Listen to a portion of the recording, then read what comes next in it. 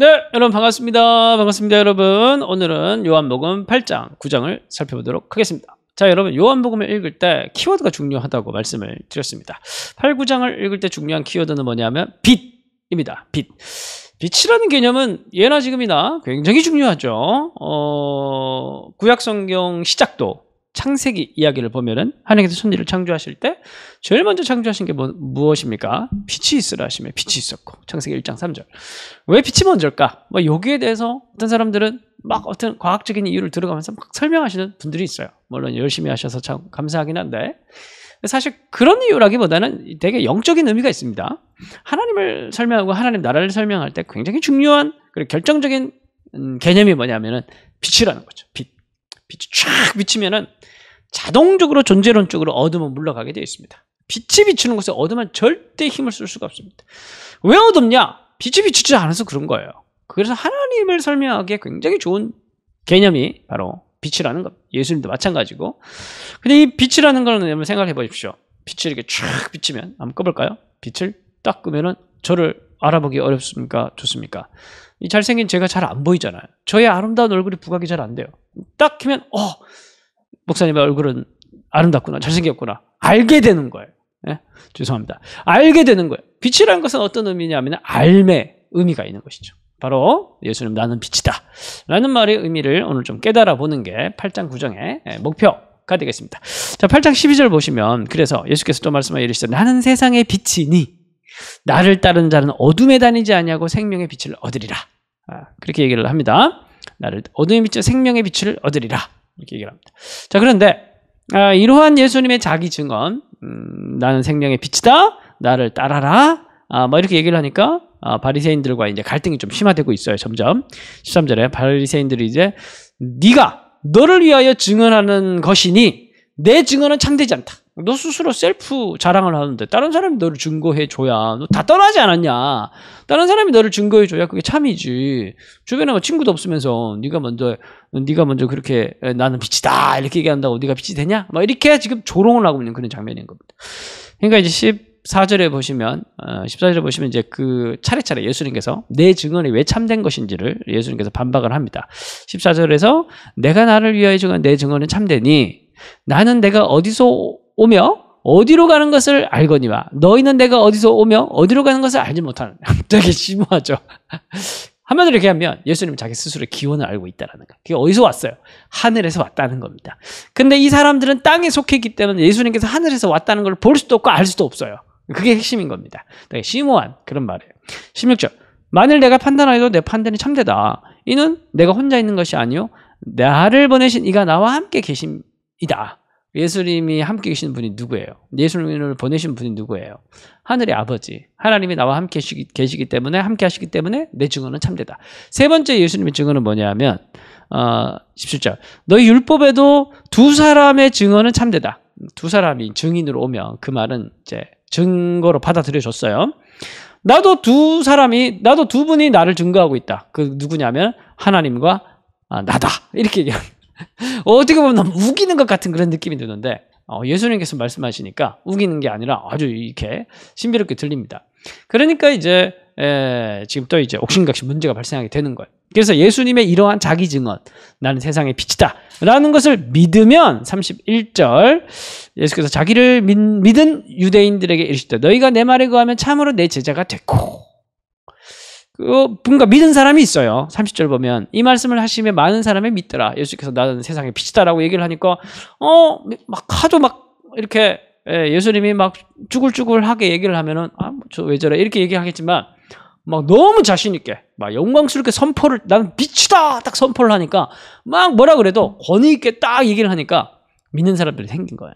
예수님이 그 믿게 된 사람들에게 너희들이 내 말에 거하면 참된 내 제자가 되고 32절 진리를 알지니 진리가 너희를 자유롭게 하리라. 연세대학교 표어죠. 진리를 알면 진리가 너희를 자유롭게 하리라. 예수님 빛인데 예수님은 빛. 근데 이 빛은 어떤 의미를 가지고 있어요? 알게 되는. 그죠? 그래서 우리가 진리를 어떻게 된다는 진리를 어떻게 깨닫거나 알게 되죠. 그래서 예수님이 확 들어오면 빛이 확 비춰져서 어둠이 확 물러가고 진짜만 딱 나타나는데 그 진리를 깨달은 자는 세상을 딱 볼 때 우상숭배적인 것은 하지 않습니다. 그러니까 쓸데없는 짓은 안 하는 거예요. 이 종교 행위들, 쓸데없이 종교 행위들을 하면서 복음을 혼탁하게 만들고 예수님을 믿는다고 주장하면서도 결론적으로 보면 종교인이 되는 오늘날도 얼마나 많습니까? 진짜 참된 빛이 들어오고 말씀을 깨닫고 하나님의 말씀 위에 바로 서게 되면은 우리가 하고 있는 일들 중에 얼마나 우상숭배적이고 쓸데없는 것들이 많은지 그걸 보게 되는 눈이 생기고 참된 자유를 얻게 된다는 거예요. 오늘날도 보면은 저는 이제 뭐 개척교회를 시작을 해서 교회들이 좀 다른 교회에서 아무래도 좀 이렇게 이동을 해서 오시는 분들도 있고 완전히 새로운 분들도 생각보다 또 많이 오시고 그래요. 참 재밌어요. 이동해서 오시는 분들은 이유가 있을 거 아닙니까? 그래서 얘기를 들어보면은 물론 저희 교회도 좀 그렇고 제 친구들도 지금 개척을 한 친구들이 꽤 많이 있습니다. 그래서 뭐 서로 이제 얘기들을 좀 주고 나누고 하면 서로 공통된 얘기가 하나가 뭐냐면 생각보다 엉망진창인 교회가 너무 많다는 거예요. 너무 가슴 아프고 그런데 근데 그런 내용들을 보면은 정말 막 희한한 얘기들이 많습니다. 어제도 들었던 얘기인데 어떤 성도는 교회에서 성도들을 다 명의를 빌려가지고 교회 예배당을 무리해서 산 거예요. 응? 성도들에게 다 보증 쓰게 연대 보증을 쓰게 해가지고 근데 예배당을 지어놓으면 잘 될 줄 알고 예? 근데 막 교회는 이미 막 핵심 멤버들은 떠나고 있었고 그러니까 위기감에 한 짓이 뭐냐면은 무리해서 교회 건물을 산 거예요.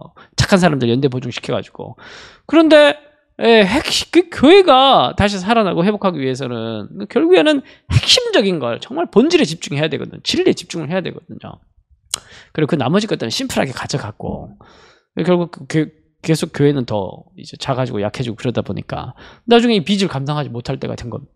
성도들이 이제 완전 넋이 나갔죠.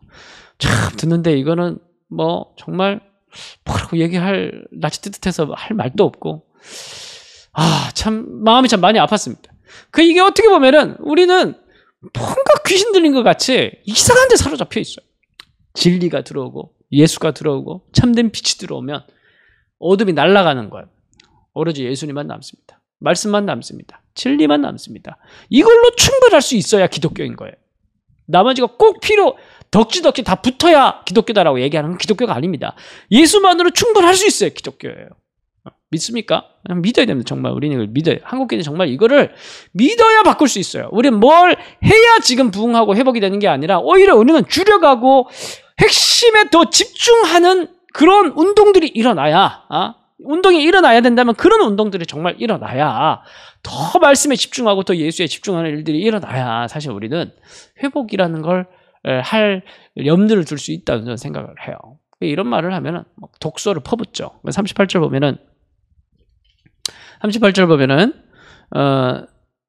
예수님께서 나는 내 아버지에게서 본 것을 바르고 너희는 너희 아비에서 들은 것을 행한다. 예수님께서 나의 아비, 너희 아비 이렇게 얘기하니까 기분이 좀 이상한 거예요. 얘네들이. 니들 아버지? 그러니까 46절에 지금 예수님의 말을 듣고 있는 그러나 믿지 않는 이 사람들을 향해서 너희 중에 누가 나를 죄로 책잡겠느냐? 내가 진리를 말하는데도 어찌하여 나를 믿지 아니하느냐? 예수님께서 이 구절에 아니네요. 다른 구절을 보면은 예수님께서 여기 있다. 44절 보면 너희는 너희 아비 마귀에서 났으니 너희 아비의 욕심대로 너희도 행하고자 하느니라. 그러니까 너희는 너희 아비 마귀. 예수님께서 예수님의 아버지는 누구예요? 하나님이고 너희들의 아비는 마귀라고 얘기를 하는 거예요. 그러니까 이 사람들이 난리가 난 겁니다. 48절. 우리가 너를 사마리아 사람, 귀신 들렸다는 말이 옳다 이렇게 얘기합니다. 사마리아 사람이 욕이에요. 이 사마리아 사람 같은 놈 이게 욕이에요. 그러니까 이제 막 욕설을 퍼붓는 거예요. 귀신 들렸냐? 뭐 이렇게 얘기하는 거예요.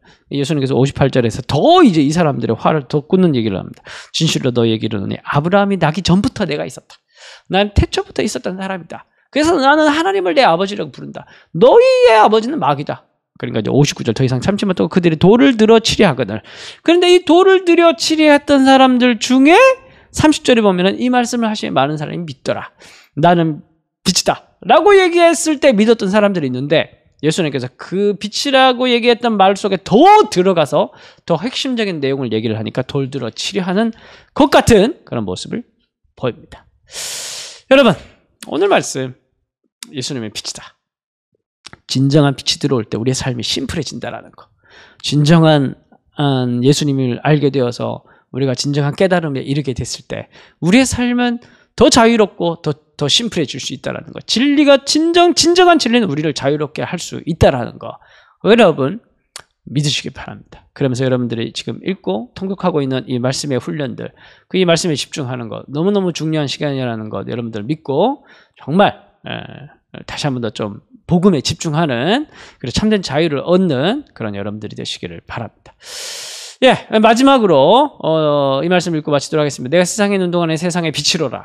이 말씀을 하시고 땅에 침을 뱉어 진흙을 이겨 그의 눈에 바르시고 이르시되 실로암 못에 가서 씻으라. 그래서 이 눈을 씻었을 때 눈에 비늘 같은 것이 벗겨져서 세상을 보게 되는 이 병자의 모습이 나타납니다. 그렇게 오늘 예수님을 바라봄을 통해서 우리 눈에 비늘이 벗겨지는 그런 시간 되시기를 바랍니다. 기도하겠습니다. 하나님, 날 때부터 맹인된 자 같은 모습이 우리입니다. 오늘도 예수님 오셔서 진리의 빛을 비춰주시고 우리 눈에 비늘이 떨어지게 하심으로 우리가 진리 안에서 참된 자유를 경험할 수 있는 참된 자유인의 모습으로 회복할 수 있는 우리가 되어질 수 있도록 인도하여 주옵소서. 모든 것 다 사라지고 예수님만 홀로 우리 인생 가운데 남으셔서 주인이 되시는 역사가 일어나는 통독의 시간이 되어질 수 있도록 도와 주옵소서. 예수님의 이름으로 기도합니다.